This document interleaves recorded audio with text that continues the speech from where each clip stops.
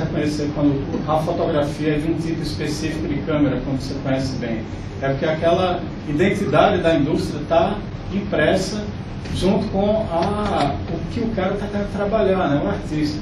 E aí, no final do livro, nas últimas 4 linhas, ele fala que o caminho para você ter um trabalho então criativo é você modificar, você trabalhar com essa máquina, usando sua habilidade não só de criar obra de arte, mas a sua habilidade de subverter a máquina. Ou seja, sua habilidade de hackear. Era isso que ele estava falando lá na década de 60, 70, se referindo especificamente à fotografia, mas que serve como uma luva, cai como uma luva para tudo isso que a gente está fazendo da tecnologia. Aí, seguindo essa linha do tempo, do método confuso, eu queria começar na década de 50 aqui no Recife, com o gráfico amador. Gráfico amador, o Aloysio Magalhães teve a manha, por exemplo, de pegar uma máquina que era de uma tecnologia do século XVIII, uma impressora, e utilizar uma técnica de barbante para fazer um clichê com uma mobilidade que ele não teria com outra técnica. Assim, ele subverteu e fez essas ilustrações desse livrinho ali. E de quebra ele fez outra coisa que eu acho muito bacana, que é a criação dos cartemas, né?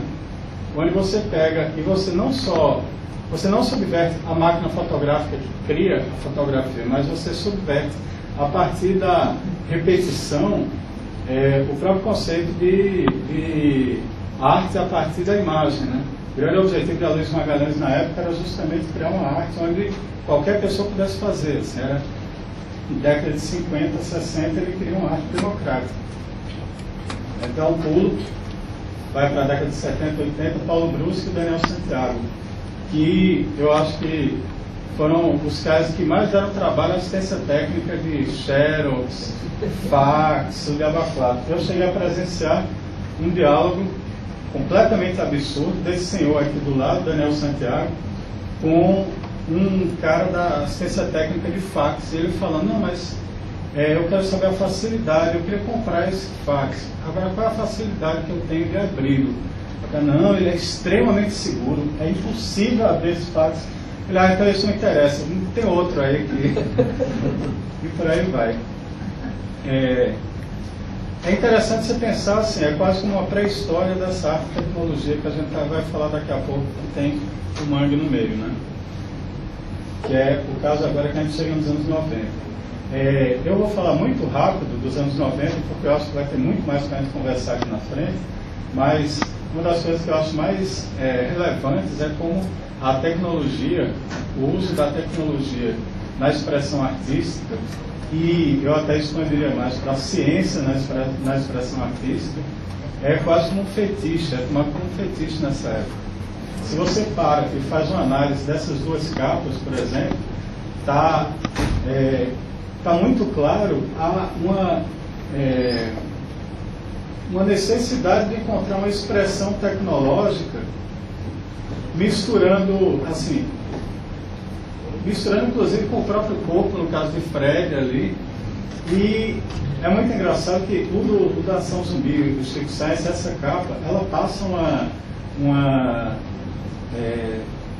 um feeling tecnológico que na prática, na hora de conceber, não tinha. É muito mais essa coisa feitiço da tecnologia, que eu acho bem interessante. Casa claramente com o início da internet no Brasil, assim, o começo do boom da internet. Aí, um dos exemplos que eu acho mais curiosos dessa coisa toda é Neilton, do Devotos, que usa todo esse princípio de hackear a tecnologia para criar o que eu considero umas obras de arte, como esse amplificador de 3,5 volts aí, valvulado, que já é uma releitura de conceitos que você já deixou para trás e para a produção de um tipo de som específico, né? Eu gosto muito do trabalho deles, assim. Aí a gente chega nos anos 2000. Nos anos 2000, eu participei de um coletivo chamado Recombo, que teve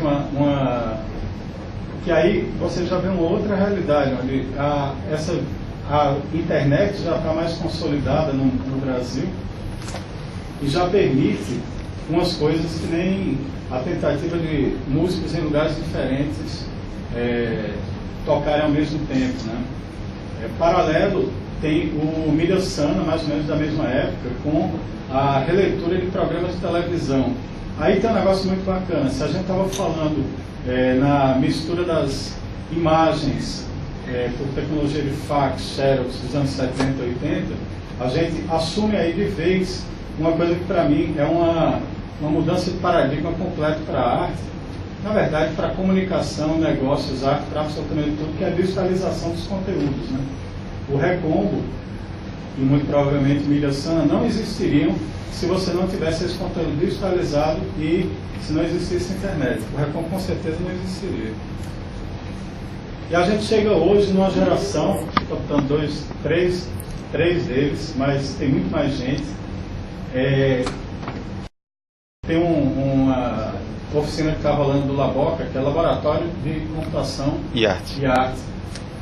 E tem 3 caras, Jeremy, Ricardo Brasileiro e Jarba Jacome, que estão fazendo um caminho meio inverso de um monte de contexto que a gente tem por aí da tecnologia. Eles são cientistas, são de ciência da computação, então migrando claramente para a arte. É um caminho bem interessante. Pessoal com mestrado, de abacuá, essa coisa toda, deixando esse lado da academia para um outro lado. Aí eu fiz esse exercíciozinho aqui da linha do tempo, né? Aí não dá nem para levantar, porque... Leva o microfone. Olha só que bacana aqui. Aí, Dó. Vou pelo outro lado. Pegar outro fio. Bom dia que não tiver mais fio. Se você chegar aqui, você vê uma coisa muito bacana. Você consegue entender como é que funciona, inclusive, as gerações, né? Você tem uma geração completamente analógica aqui, que vai mais ou menos até Paulo Brusque, que é da década de 70. A manipulação da imagem é completamente analógica. Começa nos anos 90, você tem essa coisa da tecnologia digital junto com um boom de internet, né?